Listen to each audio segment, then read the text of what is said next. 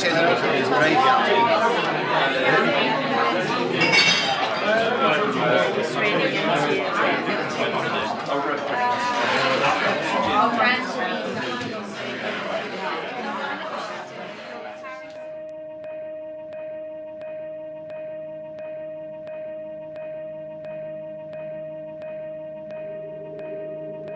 me while I have a strange interlude. Mr. Cribb, would you like to tell us your story?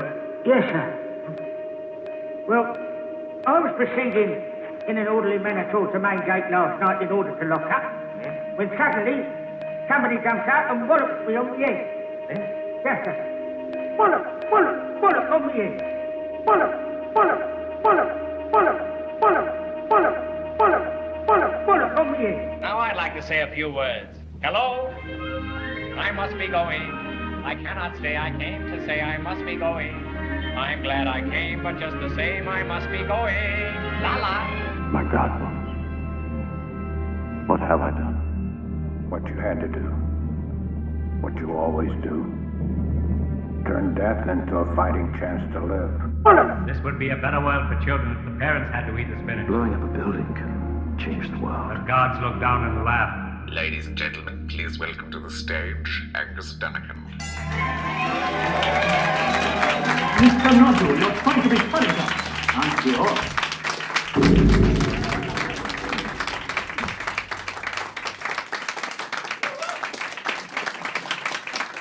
Hey, watch on. Look at you all coming to my show. You bunch of weirdos. Do you like the intro? It's called Weirding People Out in the Dark. It's a thing I'm trying to pioneer at the moment. I'm trying to make it my thing. Other comedians like to start with some high energy music at the beginning of their gig, don't they? Get people going. Not me. Wouldn't learn anything that way, would I? I wouldn't grow. I like my comedy gigs like I like my jogging. Start with a hill. It's better. Thank you for being here for the kind of homecoming gig of my Edinburgh show, which is I had a lovely Edinburgh this year. It was great. I was because obviously Edinburgh's full of comics during the festival, and I was up there and I was living in a square, and opposite my flat there was somebody who put a banner out of their window saying Lawrence Owen, Voodoo Rooms, 1:45 p.m. And I thought it might be quite funny if I also put a banner out that just said Lawrence Owen, Voodoo Rooms, 1:45 p.m. Exactly the same, just so that Lawrence would wake up in the morning, look out the window and go,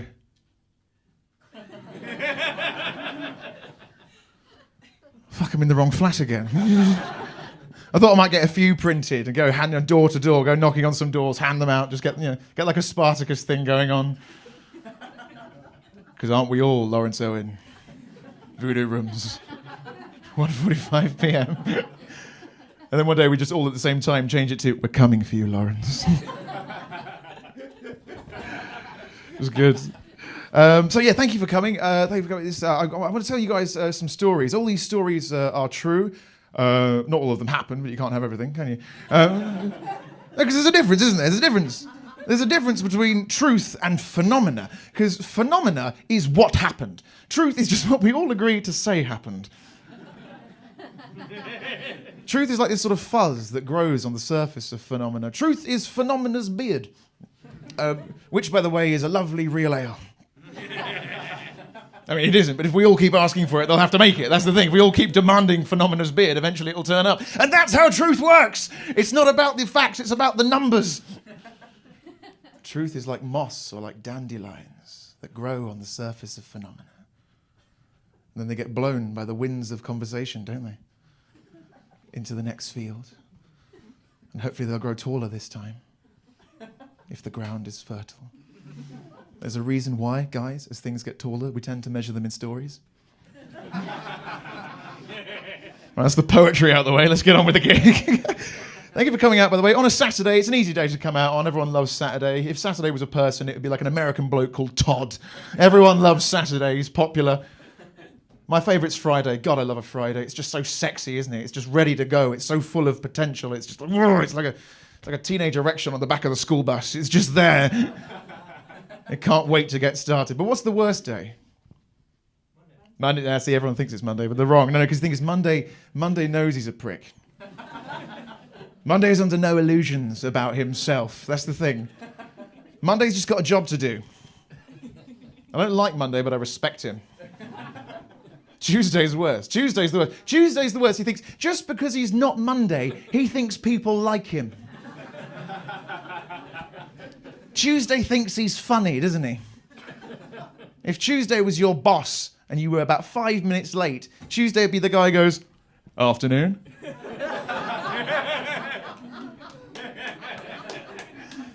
If Tuesday, I've got more. If Tuesday was your neighbour and you were mowing the lawn, he'd be the guy who looks over the fence and goes, you can do mine when you're finished.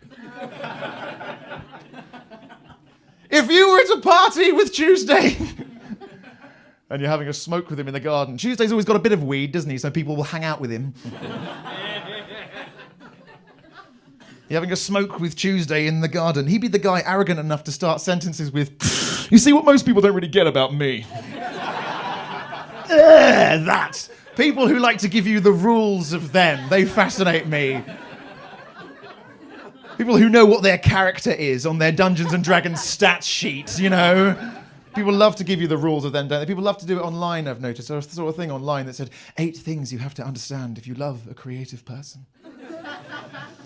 Now, I'm a creative person, and my girlfriend will tell you there's only one thing you have to understand if you love a creative person, and that's if you want a foreign holiday, you're paying for it.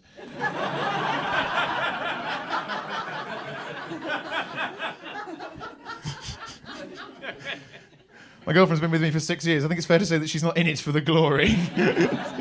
So yeah, people are trying to tell you how to see them, how we tell each other how to see us. That's one of the things I want to talk to you about tonight. So I hope you like it. There's some fun stuff coming up. I've got some fun stuff for you later on. Got some nice weird metaphors, some bad metaphors coming up as well. Some good bad metaphors. Bad metaphors will very much be the burning gazelle of this show. Right, now fuck you, because I tested that scientifically over an entire month, and burning gazelle was definitely the funniest bad metaphor. I tried everything. Dented flask. Blind duck. That's what I think all creative writing should be. It should just be attrition. You should just be there with like a table of nouns and a table of adjectives, and you're just there trying combinations, just going no, maybe. Thank you. So I spoke at a funeral last year, which I was asked to do, by the way. I didn't just pipe up. Trying to get the last word in. Being bundled out the back by the family. You just go, don't think you're getting away with this, you've still got my drill! Well, if anyone here is thinking of becoming a career heckler, you should be gunning for the funeral gig. That's like the Wembley of heckling, it's incredible. I spoke at a funeral, which I was surprised to discover is actually less stressful than speaking at a wedding. Because at a wedding, you're part of the whole theatre of the whole thing, aren't you? It's very delicate. You're setting a tone. You're setting the people off on their lives together. And it's it's kind of easy to destroy. You don't want what happened at my cousin's wedding to happen, wherein halfway through, due to an admin fuck-up, who turns up at the back? Another wedding. A rival wedding. I was hoping they'd rumble. Get out the switchblades. No, what actually happened? They were really nice about it, actually. They went round the corner for like a bit just to, just go and chill out. Even the bride. They all went and chilled out around the corner. Except one guy. One guy stayed. One guy stayed to watch my cousin's wedding. He was like, mate, we're going to go to the pub for half an hour. You're not going to come? No, I'm going to stay and watch the support wedding. Mate, they're good. Vicar's on form. So yeah, weddings are incredibly easy to ruin. I don't understand why people put themselves through it. It's like, what do you want to do on the best day of your lives? Do you want something sort of like luxuriant and sort of relaxing so you can sort of take time in the moment? No! I want to stage an elaborate 6-hour-long, fully catered, big-budget opera with one rehearsal. Let's get all our mates together and play life Jenga. Just don't understand why people like one of the reasons why I like stand-up comedy is that it's so stripped down. There's only so many things that can go wrong, whereas a wedding is just a series of decaying variables. To me, a wedding is like an actual working car made of prawn crackers that's been left in the rain a bit. And I've been left alone with it with a pack of overexcited dogs, and I'm drunk. That's how anxious weddings make me. Funerals don't have that problem. At a funeral, there's only really a limited amount of ways left for you to jinx it. No matter what, you're not really going to ruin the guest of honour's big day, are you? I spoke at a funeral because, okay, here's a rule of me. I feel very much like there's a brand of human being that it's my duty to be an advocate for in this world. Temperamental weirdos. Fruity-voiced bon vivants. Highly intelligent, yet just somehow unemployable. Those guys, you know what we're talking about here? Strange fish swimming forever upstream, but rarely to sexy effect. The kid alone at lunch. I have to sit with that kid. Because I am that kid.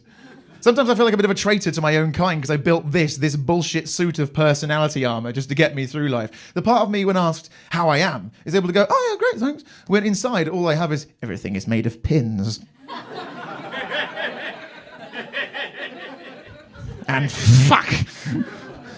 Whereas really, those are my guys. Men who've read all the Dune books. Men around whom you must not quote even the tiniest scrap of Blackadder, unless you want to hear the rest of it. Those are my men. Because really, I'm actually secretly quite a shy person. I'm sort of quite a socially anxious person in real life. I don't like being in situations where my clothes are a big factor, mainly because I don't take responsibility for my clothes, because they're not mine. I don't own any of my clothes. I just sort of pick them up along the way. I sort of find... One of my favourite jackets I found in an actual bin.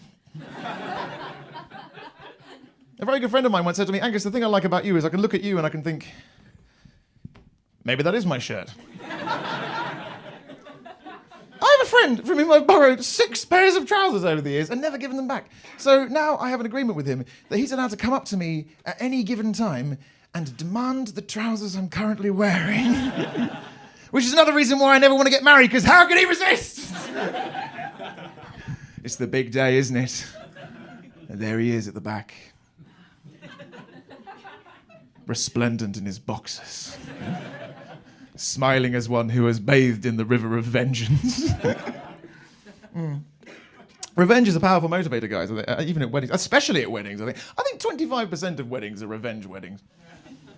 Because weddings cost your friends a lot of money, don't they? You're effectively just sort of billing them for your happiness. So when they get married, there's always there's a hint of return fire about it, isn't there? It always feels sort of faintly retaliatory. It's mutually assured destruction. Everyone's got their finger on the button. It's like, make me get a bed and breakfast in Devon, would you? Well, looks like someone's going to be staying in a remote Scottish castle.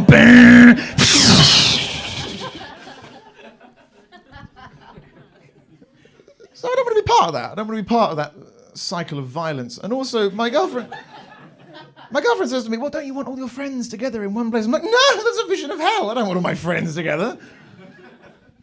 I'm a liar.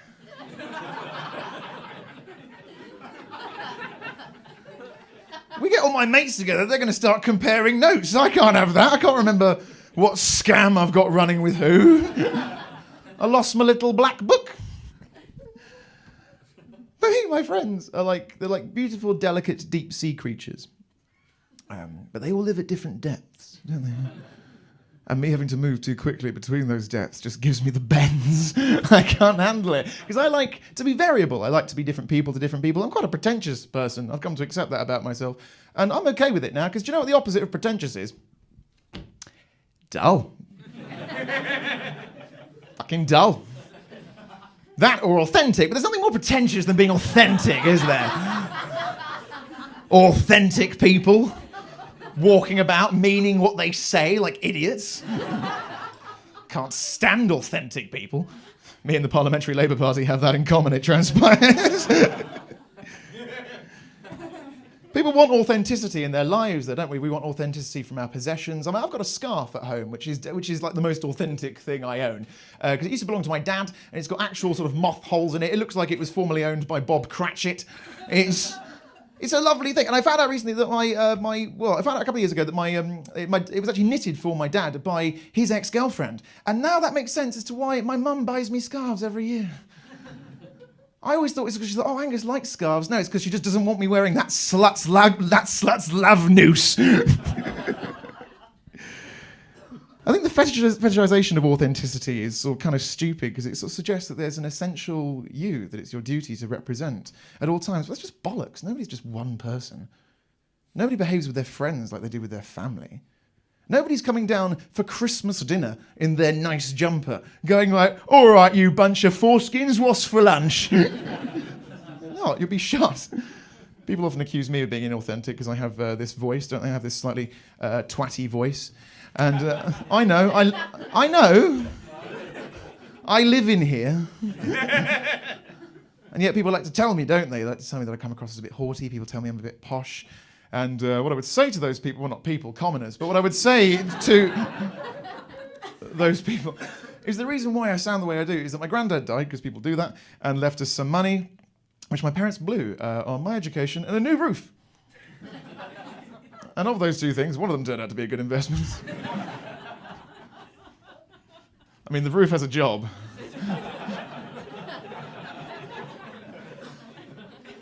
The roof doesn't do much in the way of dicking about in the arts. So I get accused of the way I speak as being like some sort of affectation, which of course it is. I kind of think your whole personality is basically just a series of affectations that you adopted as a child and then got stuck with. I think your options froze while, as far as you were concerned, you were still just sort of doing a bit. You know, like when you adopt like a slang word with your mates, like for example, as a joke. Like, for example, I 2 years ago, me and my mates stopped saying the word possibly, and we abbreviated it to POSP. Because we're dicks. And that was a joke. 2 years later, that's not a joke anymore, that's just us. That's just how we speak.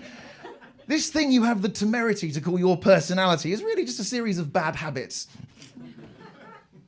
When you're young, it's different though, isn't it? Every day is like you're making yourself out of clay, isn't it? You're more malleable. You're like, ooh, maybe I'll do this.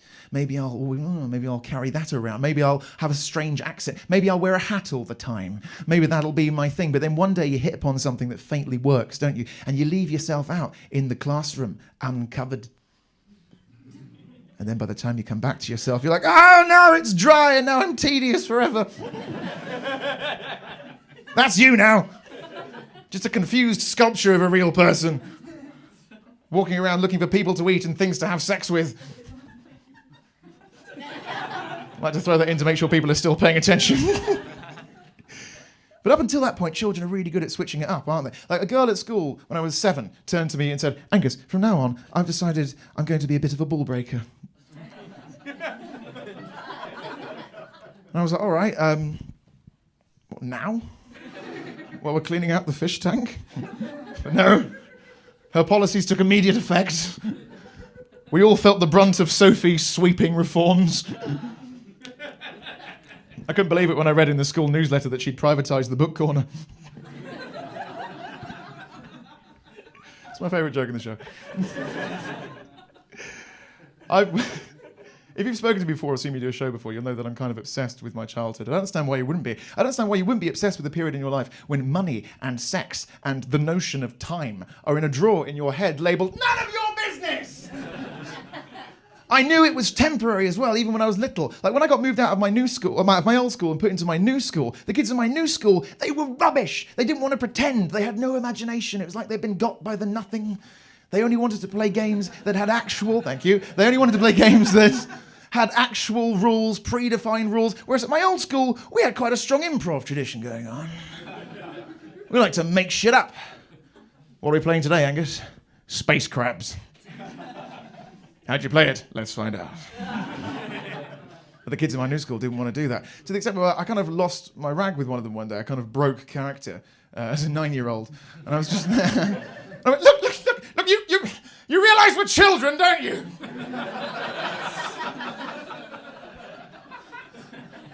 Step up! I always actively want to get swept along in like a big narrative. I'm very narrative susceptible as a man. If any of you are in cults, no, try your luck with me in the bar afterwards. Seriously, you'll get annoyed at how good I am at being in your cult. The leader will love me. I always do the dishes. So I kind of think, oh, it's okay, don't worry about it. Ordinarily, when things like this happen, oh, you're right, it's okay, it's fine. No. Ordinarily, when things like this in comedy shows happen, you're supposed to sort of reference it loads and take the piss out of the person, but I'm not interested in you guys, this is my show. That was a bit harsh, wasn't it? Where she hurt herself there. Where were we? Oh yeah, so What was I doing? Yeah, crushing this gig. I remember now. So yeah, I kind of think that we're the sum of our affectations in general. I mean, there's no such thing as you, mate, sorry. But I think we know that. We know that we're just these ephemeral wilderness people. And that's why there's that need, that burning need in all of us to feel like we have a destiny, to feel like we're special in some way. I have like a hair trigger feeling special response. Some bees nested in my garden recently, some bumblebees, and that was lovely. But my reaction to that was, I have been chosen! Nature has chosen me to guard the bees! Which is fair, I think. As someone who's gone through their whole life just aching for acceptance, the bees turning up is the ultimate validation. If bees like you, you're probably great. I like making other people feel special as well. When the first time I saw the film The Terminator, bear with me, I went straight into school the next day, and I went up to my friend, Matthew Gordon. I said, what I'm about to say may sound crazy, but in 30 years' time, you will be the savior of mankind. Come with me if you want to live. Matthew had questions. He was like, all right, Angus, if you're from the future, how come you have parents here, now? In the present. Or as I insisted upon calling the present, the olden days.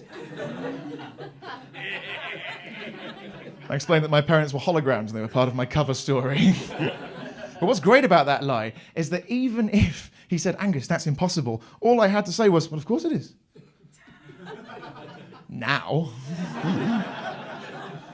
But one day. I'm kind of obsessed with time travel and the future. I've always wanted to be a man out of time. It's an abiding fantasy of mine. Until embarrassingly late in my teens, I used to lie in the bath in the fetal position. Come with me, guys. And I'd pull out the plug and let the water drain slowly past my face.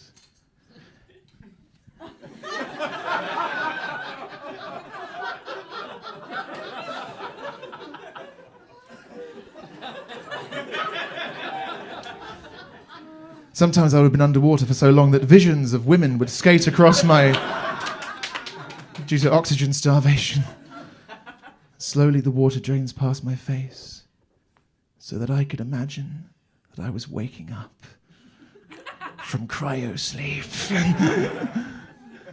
And if you think that you're not going to do it the next time you have a bath, you are lying to yourselves, guys! Pro tip, get the blue anti-dandruff shampoo and cover yourself in it. It's really good. It makes good-looking blue future goop.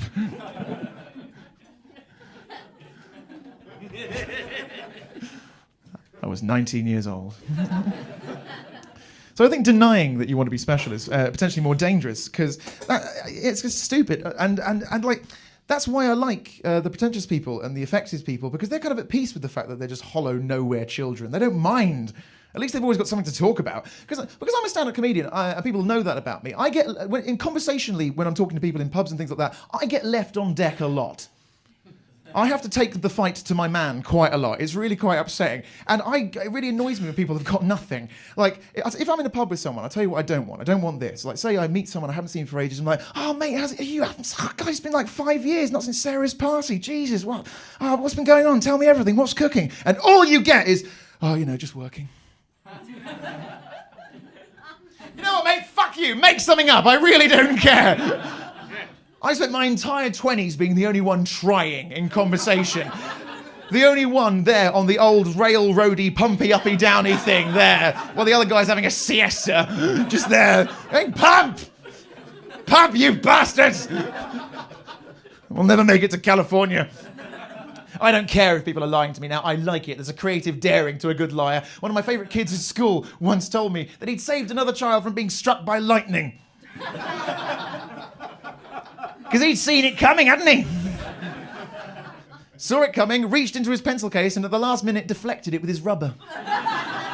Mwah! There's a creativity to that. To me, a good liar is just a writer who chooses to work in the field. Like a sort of guerrilla fabulist. I met loads of great ones. When I used to work in the West End, I met some brilliant ones. I worked for a while as a West End technician, theatre technician, which is a lovely job because it's in quite a sort of... because it's quite a sort of physical job, but it's also in a kind of heightened intellectual arena, so it's good. You get to be kind of like macho and cultured at the same time. That's basically what theatre technicians are like. They're basically pretentious builders. No, they drink and they smoke and they drill holes in things, but they also have very specific ideas about how to stage Beckett. No, because you see, Godot's wet limbo-like Nevertime is representative of the phenomenological pregnancy of the theatre space, but these fucking Muppets, they've only gone and staged it in a pseudo-historical setting which nullifies its potency as an existential dialectic of fucking cunt.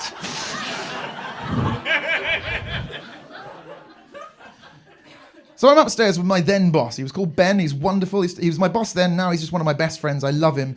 To describe Ben, it's hard to tell where he's from. Sometimes he's Brummie. Sometimes he's Cockney. So he's a mystery. And also, like, he's very, very friendly, but there glints in his eyes the possibility of feral violence. He's like a streetwise stray dog that got tired of sleeping outside. So just shaved his whole body, learned to walk on two legs, bought a suit and tried his luck at a job interview. So I'm upstairs talking to Ben. We're upstairs like watching telly and having fags. And I voiced to Ben my desire to send some sketches off to the TV. Got to write to the telly. Hello, telly. Can I be on you? No. Only 5 people are allowed on telly at once. I voiced to Ben that I'm going to send off some sketches. He says, don't. I'm like, why? He goes, a few years ago, some friends of mine, just wrote down some ideas. Nothing much, just ideas, nothing much, just ideas. Sent them off. Heard nothing back. Then, 6 months later, there they were, word for fucking word on the Armstrong and Miller show. That's quite a good lie. It is, it's hard to disprove immediately. But then he got his tea, and he looks down here somewhere as if he's recalling an old wound. He goes, it's just the crystal maze all over again. I was like, what? And he looks me dead in the eye and he goes, I invented the crystal maze. I love him for that. The balls of that. What it takes to square up to someone holding your magic lie hammer, look down the barrel of reality and say, you're out of bullets, mate. Just the kind of guy he is. He's just got bottomless pockets of apocrypha. He'll say anything. He'll tell you anything just to pass the time. Tell me again, Ben, about how the Nazis invented snowboarding. He'll tell you anything with a wink and a smile. His dreadful smile. It's like a half-open drawer of old screws. It's great to have people like him in your life. He's wonderful because they help remind you who you are. Or sometimes it's just who you think you are, or sometimes just who you were. Because Ben knows who I think I am or who I would like to be. Because who I think I am / who I would like to be is a bit of a party animal wreckhead person. Whereas in reality, my idea of a perfect night in is very weak weed, sugary tea, classic Doctor Who, and maybe a board game. That's kind of me. But Ben knows I want to be a rock star and he uses it against me. He's got that version of me backed up. He's my save game. And he knows that. So whenever I try and walk away from a party with him, all he has to do is just look at me disgusted and go, you've changed, man. And boom, there's something about being told that you've changed that's like makes your ego go into attack mode, isn't it? That's like calling Marty McFly a chicken. You're like, no, come on, I have to go. What are we doing? Are we having another drink? Yeah, what are we doing? And then you have 12 more drinks. And then me, a 32-year-old man, yes, I am being escorted out of a suburban garden in southeast London at 4 a.m. by, the police. Because, yes, you wanted a selfie with the gnome, didn't you, Angus? Your friends don't want you to change. It's not in their interest for you to change. Because as far as they're concerned, they're the main characters. It's their job to do the changing. It's upsetting to the mate police when you try and change. What to you might be this sort of curious mutation in your habits is to them you developing behaviour cancer. All of a sudden, it frightens them. They don't like it. But what's ironic about that is it's actually very hard to change, not just personally, but also just culturally. It's really hard to get things going, isn't it? It's hard to affect any change within our culture, within our society, I find. I think we're very placated in this country at the moment. I think things are probably going to get worse very quickly, so this show is going to go out of date in about 10 seconds, but nonetheless, things aren't quite shit enough yet, are they? We're not quite yet. You know, it's hard enough to get people to come out for a drink with you midweek, let alone get them to take to the streets in pursuit of a better world. The Russian Revolution of 1917 would not have happened if they'd had Netflix. All the workers would have just got home and gone like, oh fuck, is that tonight? Oh, what do you want to do? Do you want to go? I don't mind, what do you want to do? Well, he's your mate. I mean, I don't want to... Well, I got some oven-ready pizza. I thought we could finish watching Stranger Things. I just thought that was... Should I text him and say maybe we'll go later after we've eaten? Yeah, we'll go text him and say maybe we'll go later. And then Lenin's on his own, isn't he? Maybe not on his own. Maybe they're outside the Winter Palace with 3 hardcore mates. Just there going, mate, I don't know what to tell you. 4,000 people said they were coming on the Facebook group. The internet likes to make us think we can change things. Social change is very much industrialized on the internet. It's one of the things the internet likes to think it does best. That's the wonderful thing about Tiggers. Thanks. My sister-in-law is a good example of this. My sister-in-law and my brother are born-again vegans. If you're somehow unaware of what a vegan is, it basically means that ruining Christmas for your parents is sort of your hobby. Also, the dinner parties that you throw, people will enjoy, but they will go home and just bite into a block of cheese like it's a fucking Snickers. True story. I mean, joking aside, I do respect their choice enormously. I think it's actually very impressive, but like at the same time, it does make hanging out with them slightly stressful because there's only so many things in my house that they can eat. It's kind of like hanging out with a couple of pandas. Only pandas are less prone to posting preachy articles on Facebook about bamboo. Pandas are less smug. We think. We don't know. It's hard to know.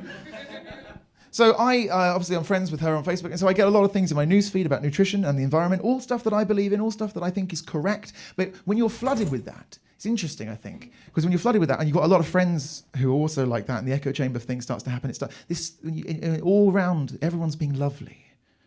And this strange irritation starts to build up inside you. Because one of the things that social media is very, very good at is very good at building consensus. And the thing about consensus is that it's kind of the party line. It's an affectation. And cool, self-assertive cool, says, fuck that. When everyone's being lovely, the only way to be new, the only way to be dynamic, the only way to be interesting, the only way to get you the nomination for a right-wing political party is to be a dick. And we're the only generation who've been given the opportunity to get bored of not being dicks. But that's not even the worst thing about it. The worst thing about it is that when you try and talk about it in what is ostensibly a comedy show, not that funny, is it? That's the problem. But that's okay. We're dipping our toes in theatre here, guys. And the thing is, what in stand-up comes off as just annoying and unprofessional,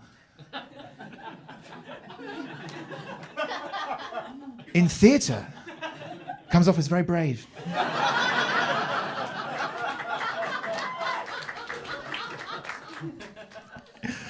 I mean, I'm not anti-technology, though. I like technology. I think it's important, but I just think it's important that it does bring us together where it is possible. I think I don't like what phones have done to the dynamic in pubs, because I don't know what your relationship's like with your friends. But the last thing I want conversationally in the pub is access to facts. Do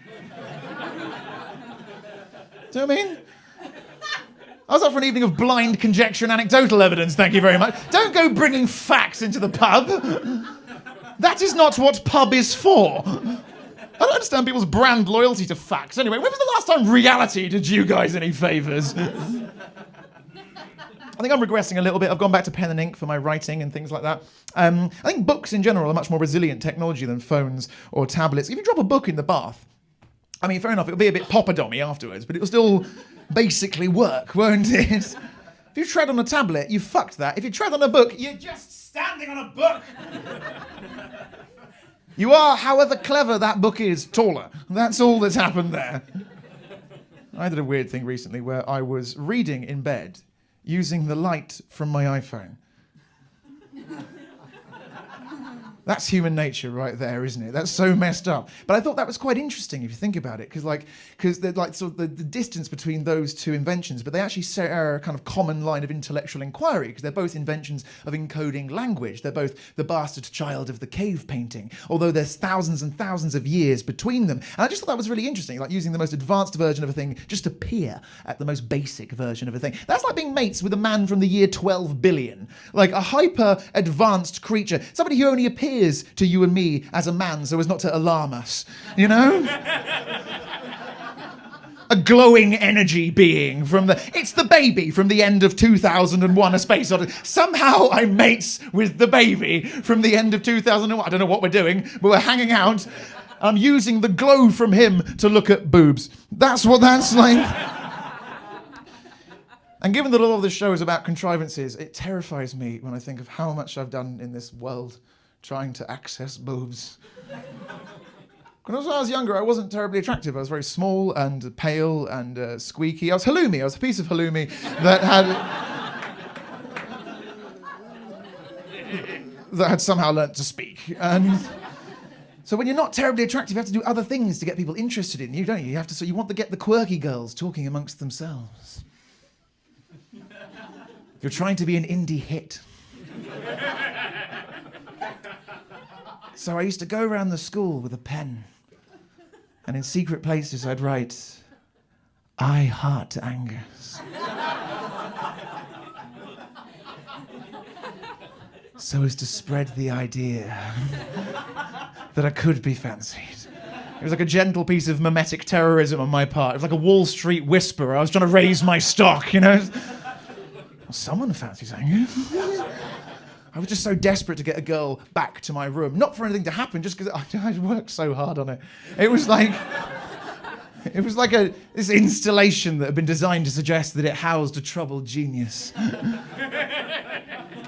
Poetry-filled notebooks strewn about the place, tidy but in a jumbly sort of way, like a wizard's cupboard, full of intrigue and mystery and ingredients and Kleenex and odd, exotic musical instruments leaning against the wall. Ooh, he's got a rain stick, said no one ever.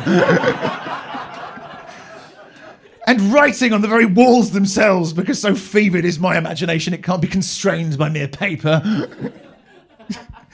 I've just always wanted people to be curious about me in general. The first time I moved into a house that had an accessible roof, like I'd seen in films, I was very excited, because I'd moved in with a girl who I was in love with, which I don't recommend. Well, especially when they have a boyfriend as well. So what I used to do is I used to put it about in that flat that I like to go up to the roof sometimes to think. So that hopefully one day when I'm up there, putting in a shift, she'd walk up behind me and go, I thought I might find you up here. One day it's going to happen. I've always wanted people to be curious about me. Like, I talk to myself a lot in general, but sometimes I've leveled up. I talk to myself about myself in the third person. That is ill, isn't it? That's not really... It's really fucking weird. Walking down the road going, I think Angus is just a bit lost at the moment. Do you know what I mean? I'm a bit worried about him. I was doing that the other day and a car pulled up next to me and he wound down his window and he said, do you know talking to yourself's the first sign of madness? It's like a drive-by heckle from Tuesday.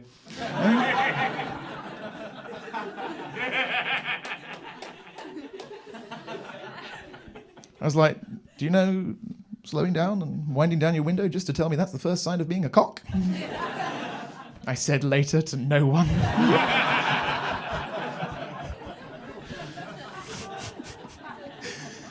It's funny when I think about these contrivances, it happens to me quite often. I'm quite unstuck in time as a man, and I often fall back down the Kurt Vonnegut time corridor of myself, and you remember stuff, don't you? You're going, ah! Like that, and you have a horrible time. And I kind of hate myself in those moments, which of course you must never do. You must never hate yourself. Because everybody you meet all day, every day is judging you a little bit, so it's hardly worth getting into yourself. Why bother when everyone else has got it covered? It's just easier, isn't it? It's like hiring a cleaner. That's my answer to self-loathing. By all means, loathe, but outsource. I get naked quite a lot. I find that helps. No, I do, honestly. It levels me out. It really chills me out. Benjamin Franklin used to do that every day. He used to just sit naked in a chair for an hour. He called it taking an air bath. Just a fact. I tell you one thing I like to do in the nude quite a lot, actually. Like I like, you know, at night when you've got a blocked nose and you've been breathing through your mouth, and so you've now got that trench mouth, and so you want to go to the fridge to get something cool and lovely to slake the terrible night thirst. I like to make that little pilgrimage in the nude because it adds a hint of danger to it. Because it's just you've got to be hyper alert, haven't you? In case any of your housemates wake up, you can dart into the shadows. Put on a big hat and pretend to be a lamp. A very avant-garde lamp. It's a habit that's earned me the nickname the Pink Ninja. I knew a ninja once. His name was Simon Griffin. He was he wasn't. He definitely wasn't.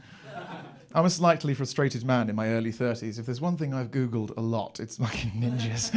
I can tell you for a fact that there's only like 4 actual ninjas in Japan where they make them. The idea that we'd have one going spare. No, sorry. But he was sat around with us one day, and he said to all of us, with his stern, definitely a ninja face, he said, "Do you know I could kill you with anything in this room?" And we were like, all right. Challenge accepted. So, okay, well, what about this ashtray, glass ashtray? He's like,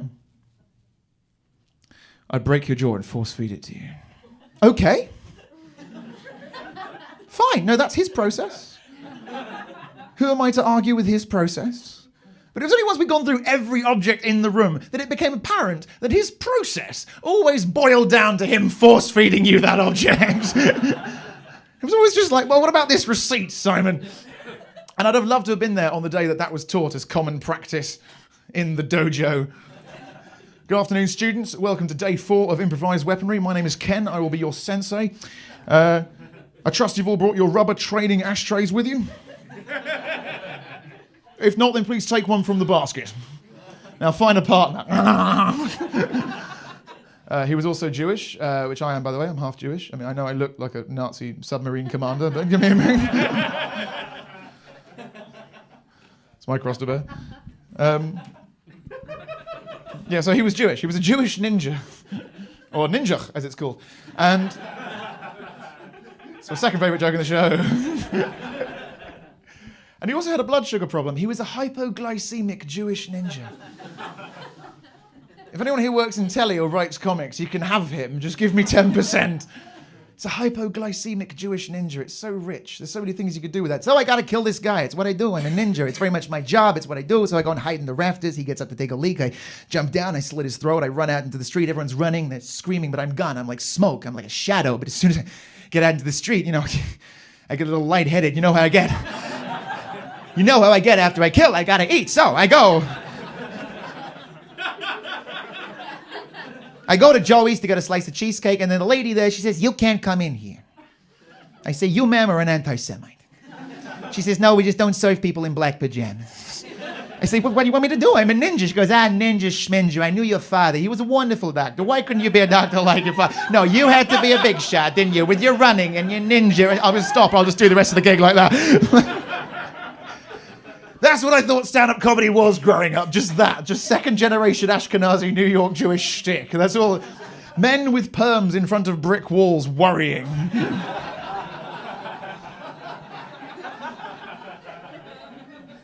I got to watch all that stuff growing up. It was great because my dad showed it to me. Because you see, my dad taped the 80s, and. My dad's a serial archiver. He still uses VHS. I think he believes in the texture. I think he thinks it's going to come back like vinyl. Our house is insulated with VHS. It's wonderful. There's, like heating bills and nothing. If God ever accidentally tapes over the universe, he can ask my father for his copy. I watched all that stuff growing up because there wasn't much to do growing up. I grew up in a town called Eastbourne, which is on the southeast coast of England. Eastbourne is the retirement capital of Britain. It's also the suicide capital of Britain. But it's also a seaside town, so it's got this sort of faded carnival thing going. It's essentially a theme park where the theme is the inevitable. And when you grow up in towns like that, small towns built for death, people want to believe things. They want to believe in ninjas and wise men and people who are into Wicca. Because it makes life more interesting. No one wants to confront the harsh realities of life. No one does.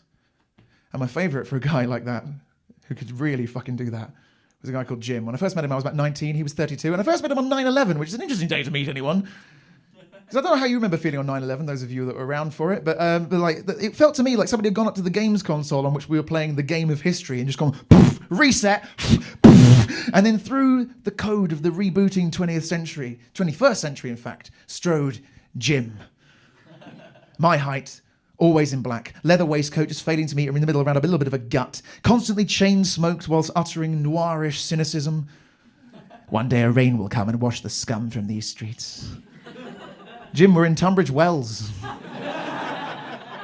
Constant scowl behind dark glasses with high wrinkled forehead with long curly hair behind in a ponytail. He looked like a Klingon who worked as the assistant manager of a second-hand record shop. He's the kind of guy that if you came up to him and said, mate, I've not seen you for a while, he'd go, that's because I didn't want you to. He liked suggesting that he had heat on him, that the heat was on him. He'd say, I've been laying low for a while. In my safe house. His safe house was definitely not a mate's couch. He was the most intellectually conceited man I've ever met in my entire life. He's the kind of guy who would habitually start sentences with the words, oh, well, who was it who said... No! You know full well who it was who said. Don't make out like, oh, you could tell us, but first you have to catch a bus to the other side of your own brain. To get out the right volume from your city-sized mind library. After 9/11, though, he was everywhere. Every pub, every club, every party. It was like he'd been written in to boost our ratings. We had to have a network of people whose job it was to text each other if he came and sat with you in a cafe and tried to get you to read the latest draft of his novel. You had to have people to rescue you. We had a buddy system like divers do. Some of the things he told us, though. He told us that his university band, Jazzfish, were a direct influence on Blur. He told us that technically Bowie was his uncle. He told us he had 2,000 books, and what's more, he'd read them all. He told us, this was a weird one, he told us that he once went to the long-leaked Doctor Who exhibition with the film director Peter Greenway. I think that's true. That's too weird not to be true, isn't it? He told us that his body was 10% metal due to injuries sustained whilst in the Special Forces. But he couldn't tell us why, because it was very hush-hush. Wolverine. He's just pretending that he's Wolverine. That's just... I don't mind. That is what he's doing. He told us that he was one of only 2 true Tai Chi masters operating in the Sussex area.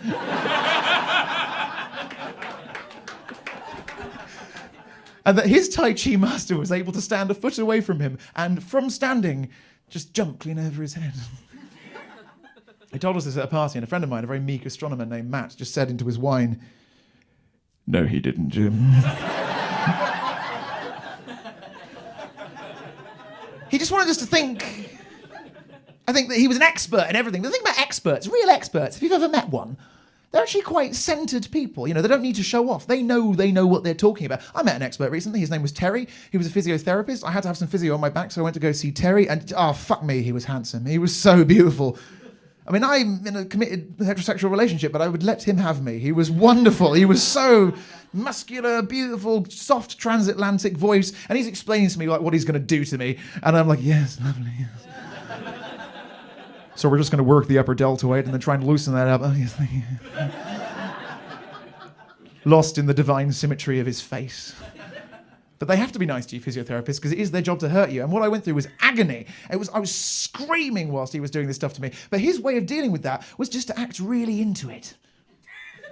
He was just like, oh, yeah, boom, that's it. You and me, fella, we're working together now. That's it, there we go. We really got that one right now. That's it, we're getting to the good stuff right now. We're going to drag that little fella out by his head and beat him. That's the guy right there. In no other area is that an acceptable customer service strategy. If you were a barber and you took off a bit of someone's ear, you couldn't style it out and just be like, ah, boom, that's it, now we're cutting hair. This is the real stuff. There we go, that's the real stuff right there. So Jim lacked that actual authority, but when he had you, he made the most of it. And my favourite was when I met him in town once. He was sat on a bench, like this. Like a Renaissance statue who was trying to do his taxes. I said, you right, Jim? He goes, no. I was like, what's the matter? He goes, I've got a headache. I was like, why don't you take something for it? He goes, I've just taken a handful of ibuprofen. Hasn't even taken the edge off. A handful. He even takes painkillers for a headache like he's working a double homicide in 70s New York. Washed down with his draw scotch. So I was like, well, maybe you should go to the hospital. And he's like, there's nothing they can do. I said, why? He goes, as if he's been through this 1,000 times. He goes, let me put it this way. The average human brain generates just enough electricity to power a cooker.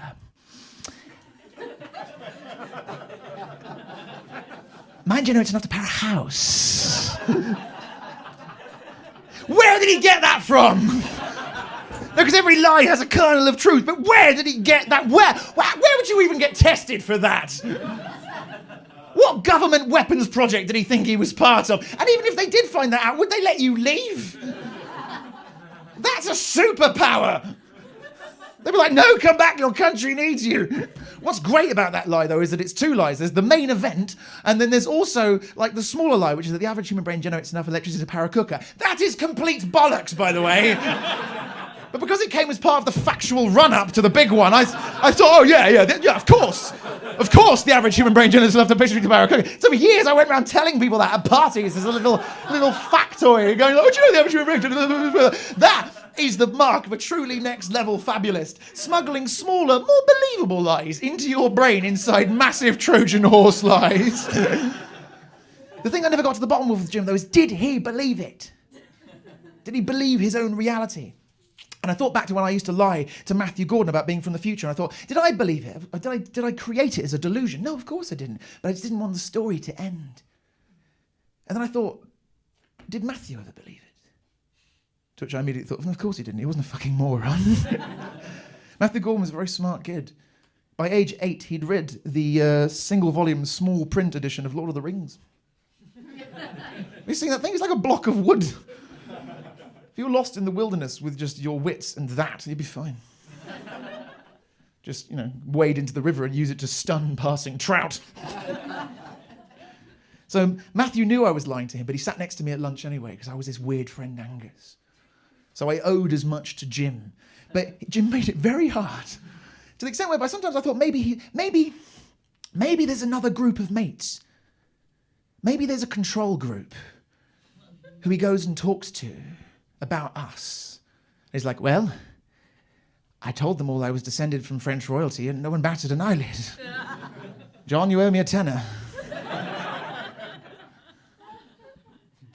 The reason I asked myself why was he like that? And I think it's for the same reason I used to go around the school writing I Heart Angus all over the place. I think it's because he was lonely, wasn't he? Because I think the thing we don't always get about the socially strange and the bizarre and the eccentric is I think what happened to them, I think that their personality clay went hard quite a long time ago. And now they're just doubling down on their themness. They're just trying to be consistent, hoping that someone likes it.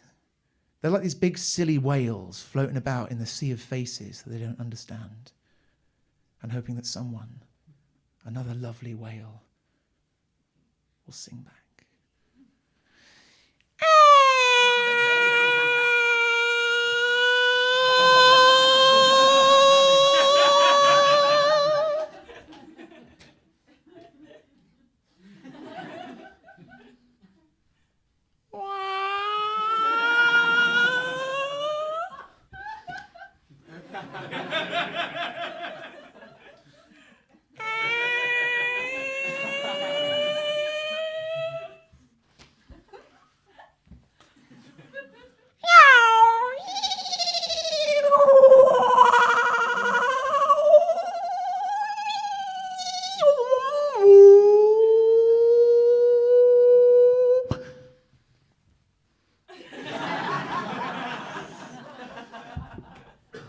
I'll be honest, guys, that bit goes on a bit too long, really, for such a small yield of laughter, but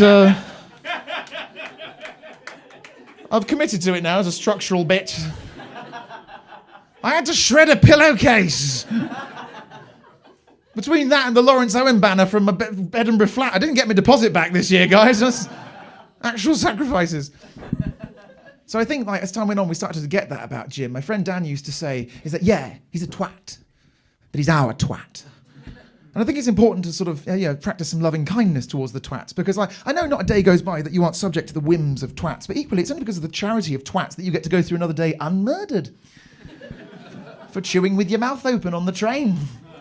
I'm very grateful for people not kicking up more of a fuss about my constant public farting. I try and meet them halfway. Whenever I let one go, I start inhaling super deep in the hope that I can suck it out of the atmosphere.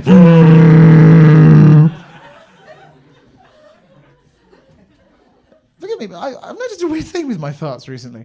I don't know if it's my diet or just getting older, but I've noticed that even my farts have started to sound a bit sarcastic. I let one go the other day and it honestly sounded like this, just So it's important to be kind to the twats. Everyone is someone else's twat. And as time goes on, I kind of admire Jim in a way. I admire annoying people in general. I admire their lack of self-awareness. God, it would be nice, wouldn't it? Because I'm mortified about what people think constantly. I'll give you some. I went to go buy some concealer recently because I wanted to even out my complexion. Fuck off, guys. And I went into a chemist to buy this concealer and I put it on the counter. But as I was buying it, I couldn't take ownership of the fact that this was what I was doing. So as the woman's looking at it, I mutter the covering lie of like, hope that's the right stuff.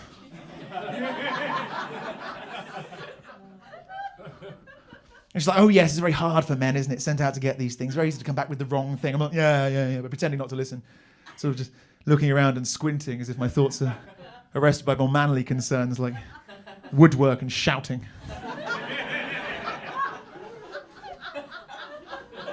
Does that apply? And then she says, oh no, you can't have this. This is one of the testers. I'm like, oh no, that's fine. She goes, no, we can't have you going home with the wrong thing. So we walk over to the display where the testers are. And it turns out there's only testers left. And I'm like, really? It's fine. She's like, no. We can't let you have it for hygiene reasons. Of course, if it was for you. That might be a different story, but as it's for someone else. Sorry. Touché, woman in shop. That's what I get for being vain. Not the makeup, just the audacity to think that other people give a fuck about what you're doing. Incidentally, I did some research before I did this show, and I found out the word vanity was only synonymous with self-presentation and narcissism and self-projection and image since the 14th century. Before then, it literally just meant futility. I think that's what the woman in the shop was trying to get across. Pretty sure. And she saw me coming and she thought, there's a guy I need to hook for his Edinburgh show. So as time goes on, I try and give less of a shit about my appearance and my behaviour, but how I behave and how I dress is sort of governed by different factors. Like, I do a weird thing, like when I miss someone, I behave like them. Like when my grandmother died, I adopted her favourite hobby, which was pretending to be deaf to piss off my dad. So I think that's probably why I wear black all the time these days. I think it's because I miss Jim. Because we lost him, I'm afraid to say. And I was the only one who spoke at Jim's funeral. And if I'm honest, I was quite fucked up about that. Because here's a guy who spent his whole life swimming about, singing his mental song to whoever would listen. And you're seriously telling me that no one, not another mad mammal, is going to come and stand here and sing it back to him, if only to sing him to sleep? That's bollocks. And I thought, what do I say? It's truth versus phenomena again, really, isn't it? Especially with Jim. And it turns out funerals actually are harder than weddings. The only difference being is that you're not starting a story, you're just giving one to everyone else to keep them warm. And I thought, what can I say to these people? To these people, he's a brother and a son. He's not the guy who once claimed that he was so allergic to sugar that if any sugar got on his skin would melt. Like he's a reverse slug. So I just told them the truth, my truth, which is that I loved him. But what was weird was in the car on the way to the graveyard, I'm swapping stories with other friends of Jim's. Friends who I've never met. We've been kept separate. We have similar policies as people. And they're swapping stories. They're going, oh, he loved kids. Oh, no, kids always bored him. Loved sweet food. Hated sweet food. Always serious. Always joking. Who was this man? Seriously, we're about to put him in the fucking ground and we can't get a bingo. Jim loved puzzles. Always loved puzzles, would boast of his prowess at puzzles. He'd say, I tell you what I do. I boil the kettle, I pour it over the tea bag, and then I sit down to do the cryptic crossword. That's how I know when my tea's done. 3 minutes. Jim loved puzzles, and he sets himself as a final head-scratcher. But there's nothing to go on. There's no clues. He left no bits behind. He hated having his photograph taken, very little social media presence. And I think that kind of thing is interesting in terms of like our digital legacy, because people talk about the singularity, don't they? They talk about a time when machine intelligence will equal and surpass human intelligence, and maybe a situation where we'll become basically mechanical beings ourselves, or maybe just upload our consciousness into some sort of data cloud and become digital immortals. But I think what a lot of us don't really realize is that were that ever to happen, you might find that your seat at the banquet hall of eternity is already taken, because I think there's another you in there already. My sister-in-law, the vegan, she uploads constant photos to Facebook of my nephew. Constant photos and videos, constant 360 audio-visual data. And in the future, the floating blue, I presume blue, because it's a prop here, the floating space baby people, which is what they'll prefer to be called, for all intergalactic political events.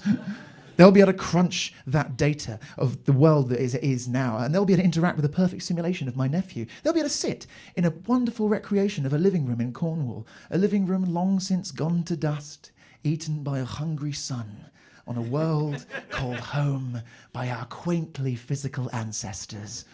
And they'll be able to watch him laugh and cry and fall over and get whatever soya crap he eats on his bib, and yearn for a time when they themselves have bodies to nourish. But they won't have Jim. No. Because he's just oral tradition now, being told and retold. Through the Trojan horse of his nonsense, he smuggled himself into me. Turns out, I'm Jim's Horcrux. He's just oral tradition now. He's basically Robin Hood. What Robin Hood would have been like if Robin Hood was really into prog. Gentlemen of Sherwood Forest, I'm afraid we shall have to postpone the raid on the castle because I have tickets to see Rush in Nottingham. What I'm so sad about is there's so many things I'll never get an answer to. There's so many things I'll never know. I'll never know if he really did have a degree in nuclear strategy from Aberystwyth University. I'll never know if he really was so allergic to sugar that if any sugar got on his skin would melt. That's a lie. I do know the answer to that one. Because he fell asleep on someone's floor once and we broke out the Tater and Lyle. Nothing. Just sat there like a snoring iced twat. I wonder if he finished his novel. I'd wonder what it was about if I didn't already know. It's him, isn't it? It's got to be. Of course it's about him. And why shouldn't it be? His personality was his life's work. I'd be proud if I was him. It's me, but thinly disguised. It's semi-autobiographical. Aren't we all? It's funny, I hope... actually, I don't know what I hope. I've always been a very reluctant atheist. Because I get the religious impulse. It's just nice to be with your whales, isn't it? That's why I have sort of sympathy for the Jehovah's Witnesses when they come knocking. Because what they want, what they actually want, is for you to come hang out with them. It's quite sweet, really, when you think about it. It's the closest you'll get in your adult life to someone knocking on your door and going, "Can Angus come out and play?" One Jehovah's Witness on a BMX just doing circles.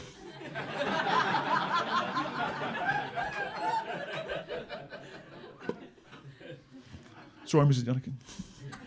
I can even remember thinking that people who said they didn't believe in God were just saying it to be cool. And I am an atheist now, but I have limited use for cool.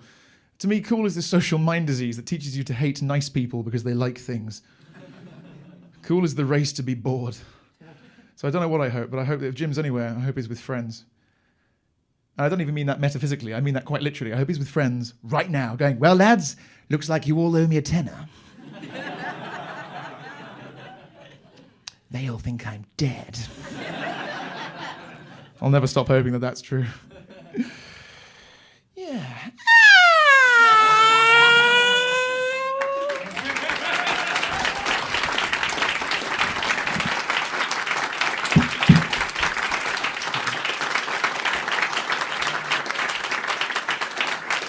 Thank you.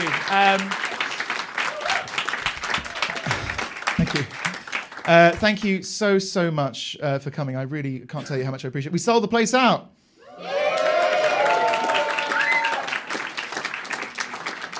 I'm literally a sellout. Can't wait. I've waited for this my whole life. So ready to sell out.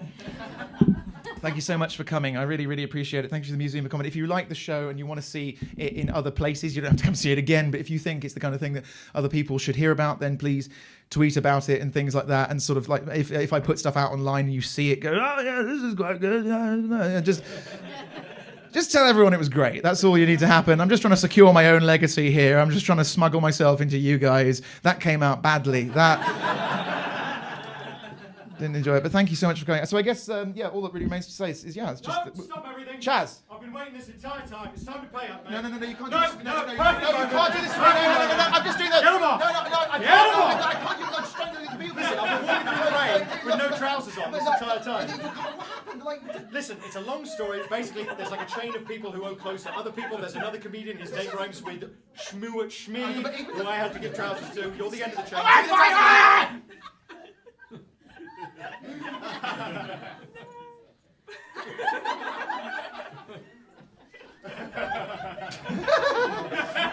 What are you laughing at? If I'm honest, never really thought this would actually happen. Nobody does.